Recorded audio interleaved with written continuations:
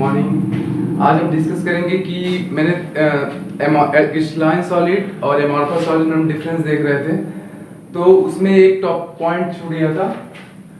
Crystalline solid मतलब क्रिस्टली ठोस, crystalline solid,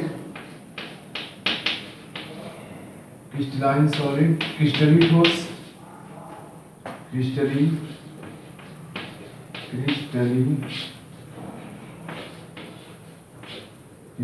ठोस,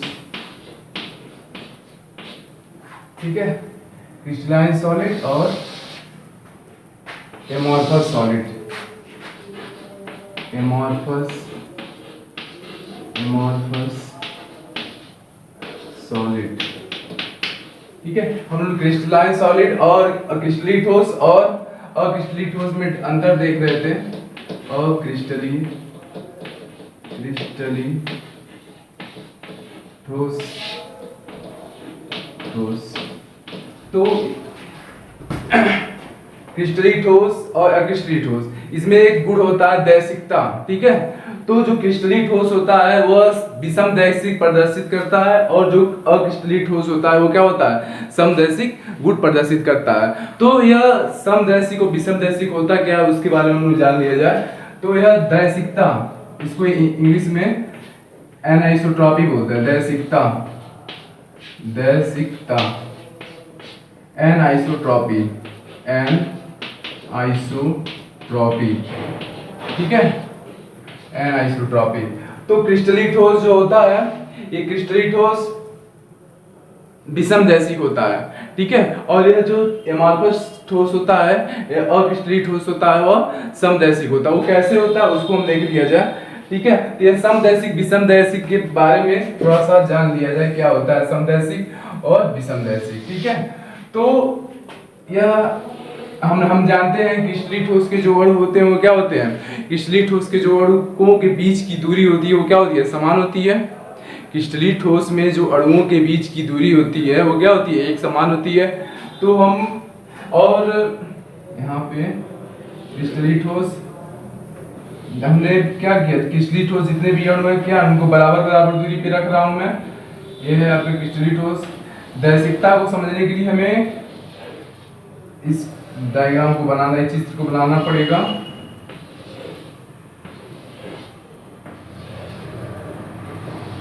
ये है आप, हम जानते हैं कि क्रिस्टली ठोस के जितने भी अणु होते हैं उनकी जो बीच की दूरी होती है वो क्या होती है, समान होती है। अगर इस अणु और इस अणु के बीच की 2 सेंटीमीटर की दूरी है तो वही दूरी क्या होगी, इस अणु और इस अणु के बीच की होगी 2 सेंटीमीटर ही। तो क्रिस्टली ठोस के जितने भी अणु होते हैं उनके बीच की जो दूरी होती है वो क्या होती है, एक समान होती है, ठीक है। तो अब देख लिया जाए, तो जो क्रिस्टली ठोस होता है, जो सोडियम क्लोराइड है वो भी क्या एक प्रकार का क्रिस्टली ठोस है। सोडियम क्लोराइड क्या है, क्रिस्टली ठोस है। तो सोडियम क्लोराइड में क्या होता है, NaCl, यह सोडियम क्लोराइड नमक, ठीक है। तो इसमें क्या होता है, इसमें Na प्लस धनात्मक आवेश है, इस पे क्या आयन है, ठीक है। और Cl माइनस, ये इस पे कौन सा आवेश है, ऋणात्मक आवेश है। तो हम Na प्लस को हम सर्कल से, वृत्त इससे प्रदर्शित कर रहे हैं, और Cl माइनस को हम किससे प्रदर्शित करेंगे, ऐसे प्रदर्शित करेंगे। मैंने क्या कहा, क्रिस्टली ठोस के जो भी मैंने इसके पहले लेक्चर बनाया, वीडियो बनाया था, तो मैंने बताया था क्रिस्टली ठोस के जितने भी अणु होते हैं वो क्या होते हैं, उनके बीच की दूरी क्या होती है, एक समान होती है। क्रिस्टली ठोस के जितने भी अणु होते हैं उनके बीच की दूरी क्या होती है, एक समान होती है, ठीक है। और तो मैंने क्या किया, सभी जितने भी अणुओं के बीच की दूरी क्या है, मैंने समान बनाया है, ठीक है। तो Na प्लस को मैं सर्कल से प्रदर्शित कर रहा हूँ और Cl माइनस को मैं एक बिंदु से प्रदर्शित करूंगा। यहाँ पे Cl माइनस, ये है Cl माइनस,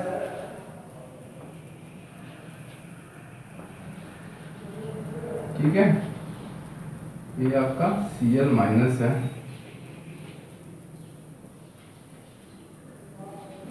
तो ये दैशिकता गुण होता क्या है, पहले इसके बारे में ये समझ लिया जाए। तो क्रिस्टली ठोस होता है विषम दैशिक होता है। विषम दैशिक का मतलब क्रिस्टली ठोस में अगर भिन्न भिन्न दिशाओं में भौतिक गुण नापा जाए तो भिन्न भिन्न दिशाओं में भौतिक गुण क्या होंगे, भिन्न भिन्न होंगे।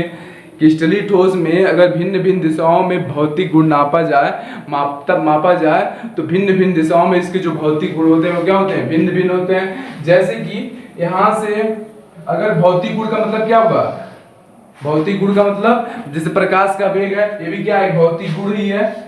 वेग क्या है, वेग किस में आता है, फिजिक्स में आती है, भौतिक विज्ञान में आती है। तो क्रिस्टलीय ठोस को अगर भिन्न भिन्न दिशाओं में भौतिक गुण को अगर मापा जाए, भिन्न भिन्न दिशाओं में भौतिक गुण को मापा जाए तो भिन्न भिन्न दिशाओं में जो भौतिक गुण होते हैं उसके क्या होते हैं, भिन्न भिन्न होते हैं। देखो अगर ए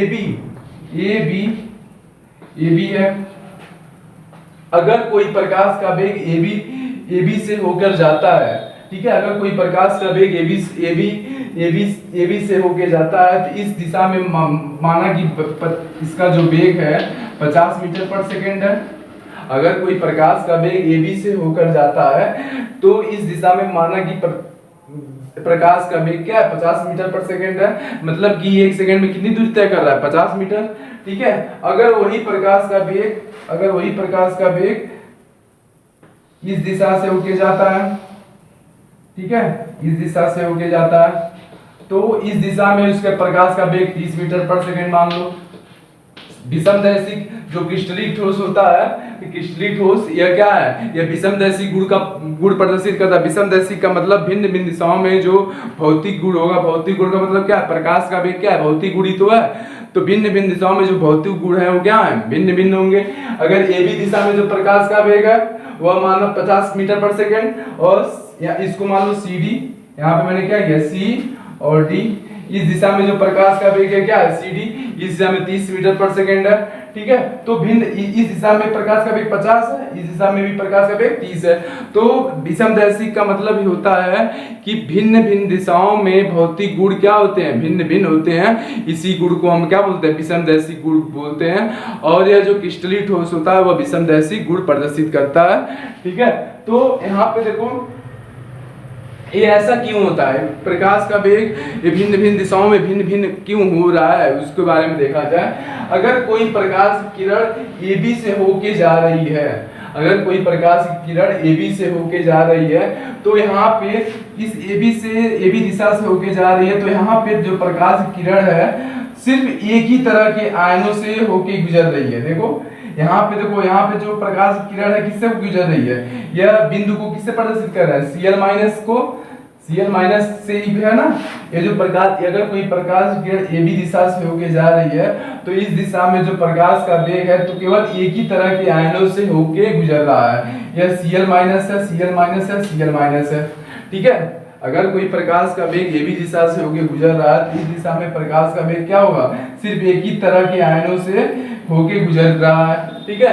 तो और अगर कोई प्रकाश का वेग सी और डी दिशा में होके गुजर रहा है तो इस दिशा में जो प्रकाश का वेग है दोनों तरह के आयनों से होकर गुजर रहा है। दोनों तरह के आयनों से मतलब क्या होगा, देखो यह सी डी है आपका, यह कौन सा आयन है, सोडियम या क्लोरीन, सोडियम क्लोरीन सोडियम, ठीक है। तो इस दिशा में जो प्रकाश का वेग है इस दिशा, तो अगर कोई पर क्या हम लिखे विषमदैश, तो हमने क्या लिखा, हमने क्या कहा, जो क्रिस्टलीय ठोस होता है वह विषमदैशिक गुण प्रदर्शित करता है। क्रिस्टलीय ठोस जो होता है, क्रिस्टलाइन सॉलिड, क्रिस्टलाइन सॉलिड, ठीक है, यह क्रिस्टलीय ठोस है, ठीक है, क्रिस्टलीय ठोस। यह जो ठोस है वो विषमदैशिक गुण प्रदर्शित करता है। विषमदैशिक को इंग्लिश में एनआइसोट्रॉपी कहते हैं, एनआइसोट्रॉपी। इस गुण का मतलब क्या होगा, विषमदैशिक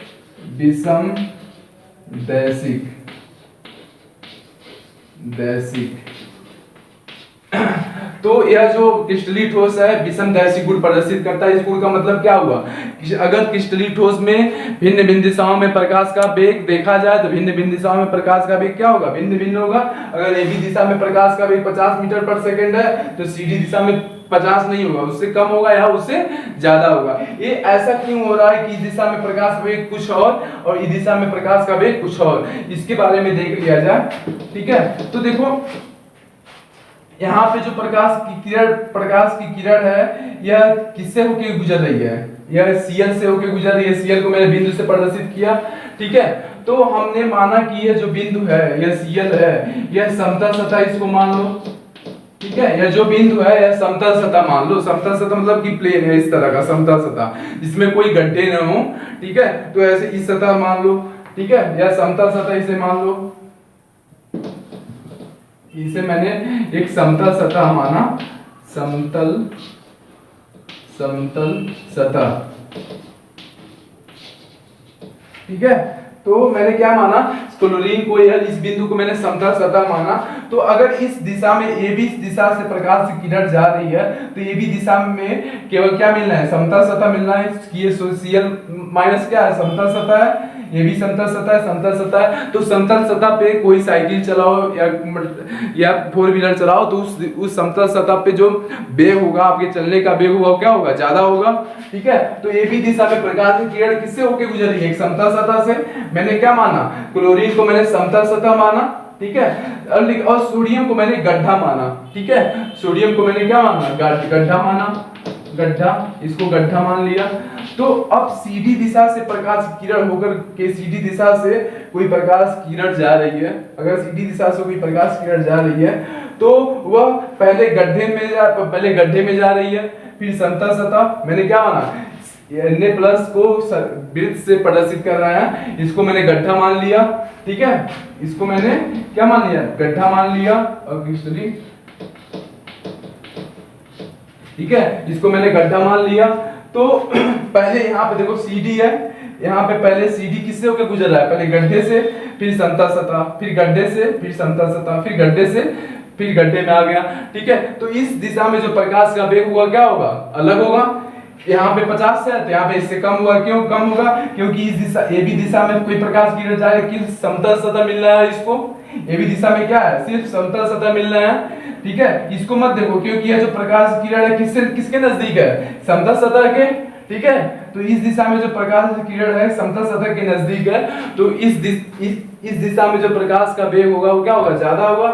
लेकिन CD दिशा में अगर कोई प्रकाश किरण जा रही है, पहले गड्ढे में जा रही है, जैसे ही गड्ढे में गई उस समय वेग उसका कम, फिर समतल सतह, फिर गड्ढे में गिर गई, फिर समतल सतह, फिर गड्ढे में। तो इस दिशा में जो प्रकाश का वेग है इससे कम होगा। क्यों कम होगा, क्योंकि CD दिशा में जो प्रकाश का CD दिशा में गड्ढे भी मिल रहे हैं, लेकिन इस दिशा में सिर्फ समतल सतह मिल रहा है। इस वजह से अलग अलग क्रिस्टलीय ठोस में अलग अलग दिशाओं में जो भौतिक गुण होता है वो क्या होता है, भिन्न भिन्न होता है। क्यों होता है, रीजन समझ लो, ठीक है। इस दिशा में अगर 50 है तो यहाँ पे 30 ही होगा। क्यों 30 होगा, क्योंकि इस दिशा में क्या होगा, पहले गड्ढा मिल रहा है, फिर समतल सतह, फिर गड्ढा, फिर समतल सतह। इस दिशा में क्या है, सिर्फ समतल सतह मिल रहा है। मैंने Cl माइनस को समतल सतह मान लिया, इसको गड्ढा मान लिया, ठीक है। तो इसी गुण को हम क्या बोलते हैं, विषमदैशिक गुण बोलते हैं। विषमदैशिक का परिभाषा क्या लिखोगे आप कि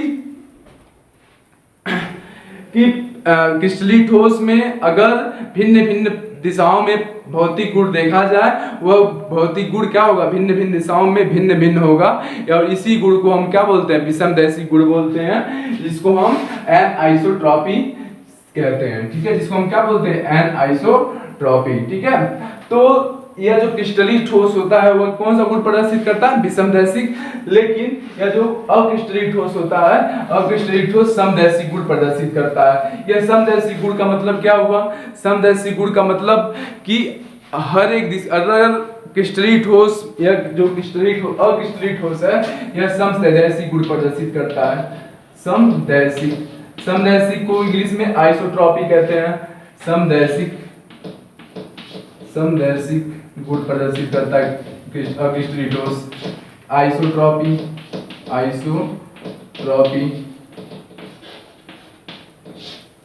ठीक है।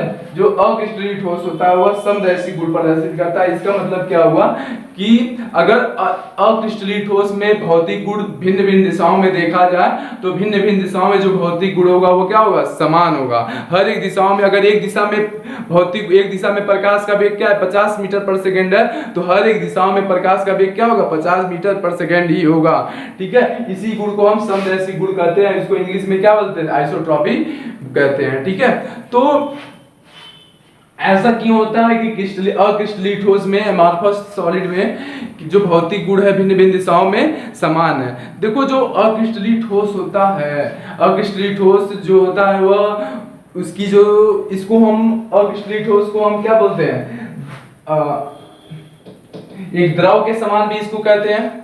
ठीक है, एक प्रकार का द्रव है। ये जो अक्रिस्टलीय ठोस है इसके अणु क्या करते हैं, एक स्थान से दूसरे स्थान की ओर गति करते हैं। अक्रिस्टलीय ठोस के जो अणु होते हैं वह एक स्थान से दूसरे स्थान में गति करते हैं। अब जब अणु एक स्थान से दूसरे स्थान की गति करते हैं तो या तो वह द्रव हो सकता है या तो गैस हो सकता है। लेकिन तो अक्रिस्टलीय ठोस को हम क्या करते हैं, अतिशीतित द्रव भी बोलते हैं। ठीक है, ये द्रव क्यों कहते हैं, क्योंकि इसके अणु गति करते हैं, एक स्थान से दूसरे स्थान की ओर गति करने की वजह से इसको क्या बोलते हैं, अतिशीतित द्रव भी बोलते हैं। ठीक है, तो गति करने की वजह से अगर प्रकाश का वेग देखा जाए तो प्रकाश का वेग भिन्न भिन्न दिशाओं में समान होता है। क्यों समान होता है, क्योंकि गति करने की वजह से समान तरह के अणु हर एक दिशाओं में आ जाते हैं। ठीक है, हर एक दिशाओं में समान प्रकार के अणु आ जाते हैं और हर एक दिशाओं में जो गुण भौतिक गुण होता है वो क्या होता है, एक समान होता है। इस वजह से अक्रिस्टलीय ठोस को समदैशिक गुण प्रदर्शित करता है और क्रिस्टलीय ठोस को विषमदैशिक गुण प्रदर्शित करता है, तो आप देख लीजिए।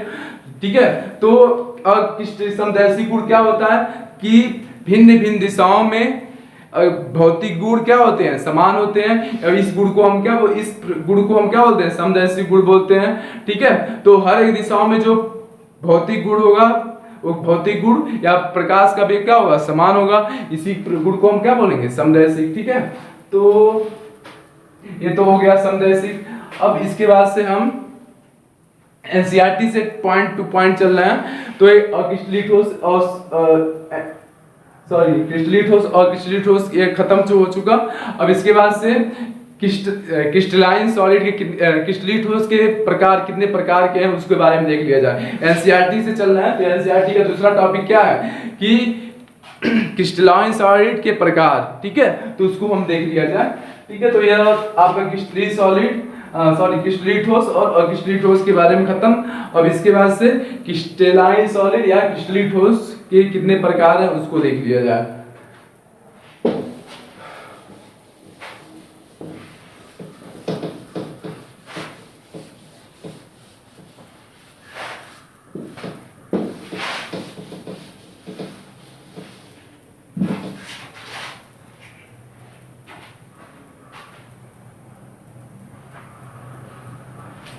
देखो जो क्रिस्टलाइन सॉलिड क्रिस्टलीय ठोस होते हैं ये चार प्रकार से के होते हैं। क्रिस्टलीय ठोस जो होते हैं चार प्रकार के होते हैं। ठीक है, तो क्रिस्टलाइन सॉलिड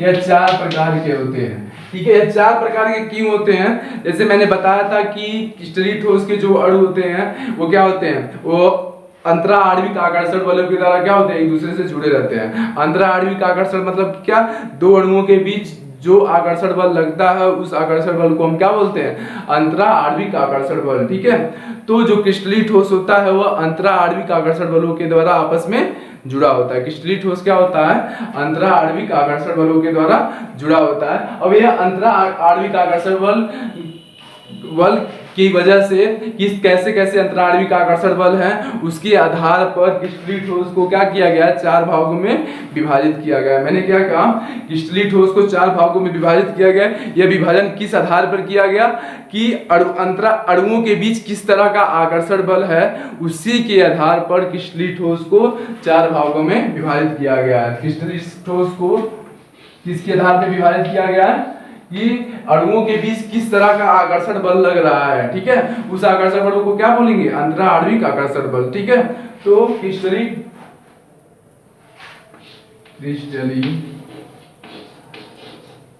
ठोस।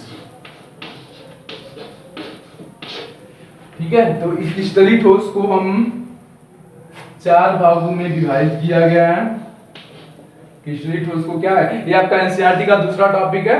पहला टॉपिक खत्म हुआ, पहला टॉपिक क्या था, क्रिस्टलीय ठोस और क्रिस्टलीय ठोस में अंतर, और दूसरा टॉपिक है कि क्रिस्टलीय ठोस कितने प्रकार के होते हैं, इससे भी क्वेश्चन आते हैं। ठीक है, जैसे पहला प्रकार है इसका आणविक ठोस।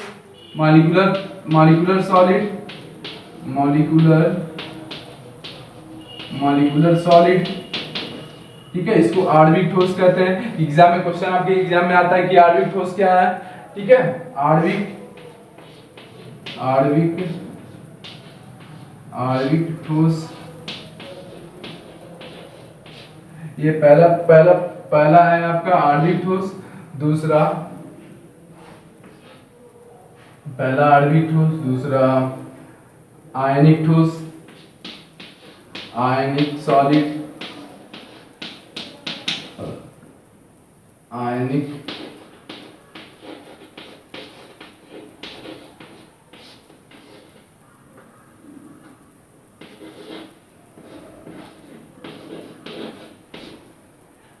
ये आपका आयनिक ठोस है। फिर तीसरा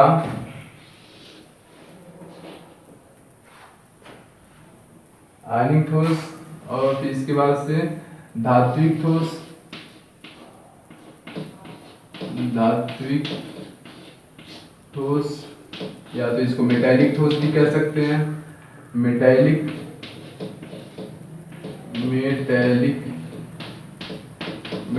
सॉलिड, ठीक है। अब इसके बाद से लास्ट है आपका सहसंयोजक ठोस। सहसंयोजक ठोस इसको बोलते हैं, लास्ट का चौथा सहसंयोजक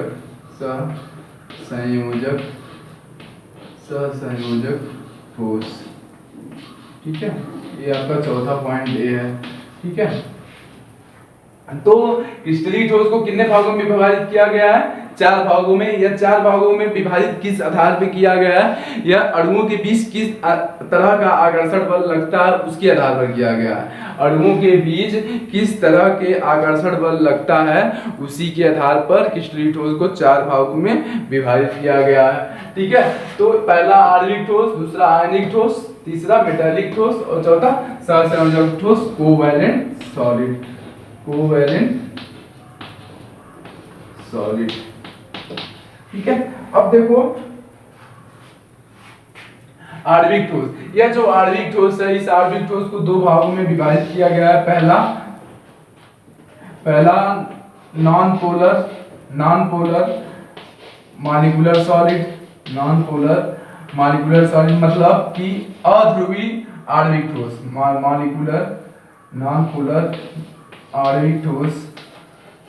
पोलर आणविक ठोस और पोलर आणविक ठोस। पोलर मतलब ध्रुवीय आणविक ठोस, पोलर मॉलिक्यूलर सॉलिड,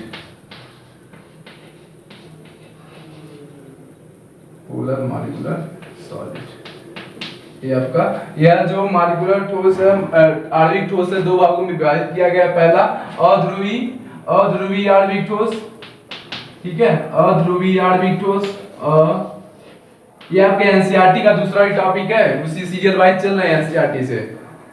अध्रुवी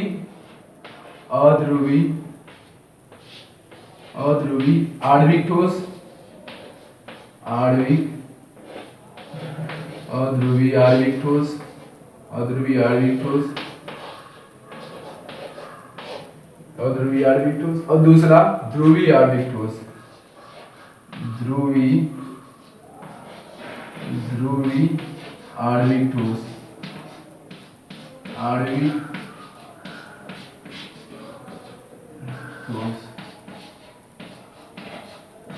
ठीक है। तो आणविक ठोस को कितने भागों में विभाजित किया गया? अध्रुवी आणविक ठोस और ध्रुवीय आणविक ठोस। अब ध्रुवीय और अध्रुवी होता क्या है इसके बारे में देख लिया जाए, ठीक है, तब जाके हम डिस्कस करेंगे अध्रुवीय आणविक ठोस और ध्रुवीय आणविक ठोस। अगर देखो पहले हमने ध्रुवीय और अध्रुवी के बारे में समझ लिया है, ध्रुवीय क्या होता है, अध्रुवी क्या होता है। जैसे कि यहाँ पर H2 है, ठीक है, H2 क्या है, दोनों हाइड्रोजन क्या हो गए, एक बंध के द्वारा जुड़े रहते हैं, जिस बंध को हम क्या बोलते हैं, सहसंयोजक बंध बोलते हैं। सहसंयोजक बंध का निर्माण क्या होता है, इलेक्ट्रॉनों को साझा करने से जो बंध का निर्माण होता है उस बंध को हम क्या बोलते हैं, सहसंयोजक बंध बोलते हैं। 11th में आप लोगों ने पढ़ा लिया होगा, ठीक है, इलेक्ट्रॉन के साझा करने से जो बंध मिलता है उस बंध बनता है, उस बंध को हम क्या बोलते हैं, सहसंयोजक बंध कहते हैं, ठीक है। अब देखो, अब मैंने क्या कहा, ध्रुवीय और अध्रुवी के बारे में क्या होता है ये जान लिया जाए। अब देखो दोनों हाइड्रोजन समान है, यहाँ पे दोनों हाइड्रोजन का जो प्रकृति है वो क्या है, समान है। तो अगर माना कि अगर यह हाइड्रोजन उदासीन है तो ये भी तो उदासीन होगा, ठीक है। यह हाइड्रोजन उदासीन है तो ये भी तो हाइड्रोजन उदासीन होगा। अतः यह जो यहाँ पे दो सिरा है, एक सिरा है एक सिरा है, तो दोनों सिराओं पे जो भी आवेश है, आवेश मतलब धनात्मक या ऋणात्मक या उदासीन, ठीक है, जो भी आवेश है या उदासीन हो या ऋणात्मक आवेश हो या धनात्मक आवेश हो, तो जो भी आवेश है वो क्या है, एक समान है। जैसे कि मैंने क्या कहा, H2 है, ठीक है, इस पे क्या है, दो सिराएं हैं, ठीक है, एक सिरा है एक सिरा है। तो जो अगर यह हाइड्रोजन उदासीन है तो ये भी तो उदासीन होगा, ठीक है। अगर यह हाइड्रोजन उदासीन है तो ये भी तो उदासीन होगा, यानी कि जो आवेश यहाँ पर है वही आवेश यहाँ पर भी होगा, ठीक है। तो यहाँ पे देखा जा रहा है कि दोनों सिराओं पे जो भी आवेश है, यहाँ पे दो सिराएं मिल जा रही हैं और दोनों सिराओं पे जो आवेश है, दोनों सिराओं पे आवेश क्या है, समान है। तो अगर दोनों सिराओं पे आवेश समान है तो उसे हम क्या बोलेंगे, अध्रुवी बोलेंगे, अध्रुवी। अगर दोनों सिराओं पर आवेश समान है उसे हम क्या बोलेंगे, अध्रुवी बोलेंगे, और उसको इंग्लिश में नॉन पोलर बोलेंगे, ठीक है। मैंने क्या कहा, दोनों हाइड्रोजन समान है, जो आवेश इस हाइड्रोजन पे होगा वही आवेश इस पे होगा, क्योंकि दोनों समान ही है, ठीक है। तो यह उदासीन है तो ये भी तो उदासीन होगा। तो जो आवेश इस सिरे पे होगा, ये अलग सिरा है, ये अलग सिरा है, जो आवेश इस सिरे पे होगा वही आवेश इस सिरे पे होगा। तो यह क्या होगा, इसको अध्रुवी अणु बोलेंगे, इसको क्या कहेंगे, अध्रुवी अणु। अब देखो यह ध्रुवीय अणु है। अब यहाँ पे देखो, अब ध्रुवीय अणु क्या होता है उसके बारे में देख लिया जाए। यह क्या है, क्लोरीन है, HCl है। तो क्लोरीन की विद्युत ऋणात्मकता इतनी ज्यादा होती है, क्लोरीन की विद्युत ऋणात्मकता इतनी ज्यादा होती है कि यह इसके पास अपनी ओर इलेक्ट्रॉन को आकर्षित करने का क्या होता है, गुण होता है। मैंने क्या कहा, क्लोरीन की विद्युत ऋणात्मकता इतनी ज्यादा होती है कि क्लोरीन क्या करता है, अपनी ओर इलेक्ट्रॉन को आकर्षित करने का इसके पास गुण होता है, ठीक है। अब उन्होंने पढ़ा होगा 11th में कि आवर्त सारणी में, ठीक है, क्लोरीन क्या करता है, इलेक्ट्रॉन को अपनी ओर आकर्षित करता है। इलेक्ट्रॉन पे कौन सा आवेश होता है, ऋणात्मक आवेश। इलेक्ट्रॉन पे कौन सा आवेश होता है, ऋणात्मक आवेश। जैसे ही इलेक्ट्रॉन को अपनी ओर आकर्षित कर लेगा तो इस पे कौन सा आवेश आ जाएगा, ऋणात्मक। जैसे ही इलेक्ट्रॉन क्लोरीन इलेक्ट्रॉन को अपनी ओर आकर्षित कर लेगा तो क्लोरीन पे कौन सा आवेश आ जाएगा, ऋणात्मक। और इलेक्ट्रॉन हाइड्रोजन से क्लोरीन क्या कर रहा है, अपनी ओर खींच रहा है। क्या कर रहा है, क्लोरीन इलेक्ट्रॉन को हाइड्रोजन से अपनी ओर खींच रहा है, तो हाइड्रोजन पे कौन सा आवेश आएगा, धनात्मक। मैंने क्या कहा, क्लोरीन की विद्युत ऋणात्मकता इतनी ज्यादा होती है कि क्लोरीन क्या करता है, अपनी ओर इलेक्ट्रॉन को खींच लेता है। जैसे ही खींचेगा इलेक्ट्रॉन तो क्लोरीन पे कौन सा आवेश आएगा, ऋणात्मक। अब जैसे ही इलेक्ट्रॉन हाइड्रोजन से क्लोरीन की ओर गया तो हाइड्रोजन पे कौन सा आवेश आएगा, धनात्मक आवेश, ठीक है। हाइड्रोजन पे कौन सा आवेश आएगा, धनात्मक आवेश। तो यहाँ पे देखा जा रहा है कि यहाँ पर हमें दो सिराएं मिल जा रही हैं, जैसे कि एक धनात्मक और एक ऋणात्मक। यहाँ पर देखो धनात्मक और यह ऋणात्मक, ठीक है। ये ऋणात्मक किस लिए, क्लोरीन ने क्या किया, हाइड्रोजन से अपनी ओर इलेक्ट्रॉन को खींचा। हम जानते हैं कि क्लोरीन की विद्युत ऋणात्मकता क्या होती है, बहुत ही ज्यादा होती है। तो क्लोरीन क्या करेगा, अपनी ओर इलेक्ट्रॉन को खींचेगा। अपनी ओर जैसे ही इलेक्ट्रॉन खींचेगा तो इलेक्ट्रॉन कहां से खींच रहा है, हाइड्रोजन से खींच रहा है। इस वजह से हाइड्रोजन पे कौन सा आवेश आएगा, धनात्मक, और क्लोरीन पे कौन सा आवेश आएगा, ऋणात्मक। और यहाँ इस अणु को हम क्या बोलेंगे, ध्रुवीय अणु बोल लेंगे।